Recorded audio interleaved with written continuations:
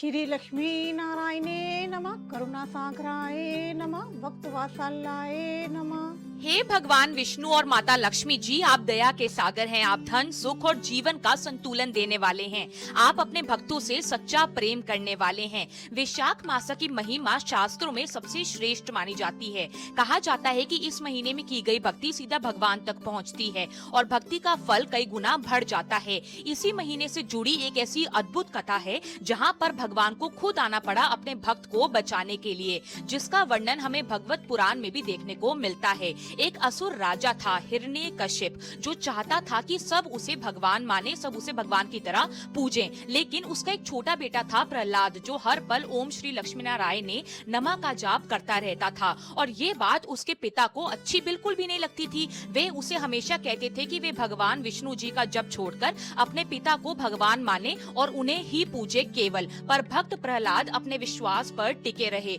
इस पर उसके पिता ने उसे बहुत डराया धमकाया और उसको सजा तक दे दी। उसे उसके पिता ने पहाड़ों से गिराया, आग में बिठाया, जहरीले सांपों के बीच में तक छोड़ दिया। लेकिन भक्त प्रहलाद फिर भी नहीं डरा। उसे पूरा विश्वास था कि मेरे भगवान करुणा सागर हैं। वे मुझे कभी भी अकेला नहीं छोड़ेंगे और मुझे हर मुसीबत से जरूर हमेशा बचा लेंगे। और इसी बात पर गुस्सा होकर एक दिन हिरण्यकश्यप ने कहा, कहाँ है तेरे भगवान? क्या इस खम्बे में भी हैं? तब प्रहलाद ने कहा, हाँ, भगवान हर जगह प्रस्तुत हैं। फिर राजा ने गुस्से में उस खम्बे पर जोर से प्रहार किया और वे खंबा फट गया। फिर उसमें से प्रकट हुआ भगवान विष्णु जी के अवतार नरसिंह भगवान, आधे मनुष्य आधे सिंह। तब उन्होंने राजा का वध कर दिया और इसके बाद भगवान विष्णु जी ने प्रहलाद को अपने पास बुलाया और उसे अपना आशीर्वाद प्रदान किया। इसी कहानी से हम सभी लोगों को यह सीख मिलती है कि भगवान भक्त वत्सल हैं। वे अपने भक्तों की हमेशा रक्षा करते हैं। भगवान को पाने के लिए कोई बड़े कर्म करने नहीं चाहिए,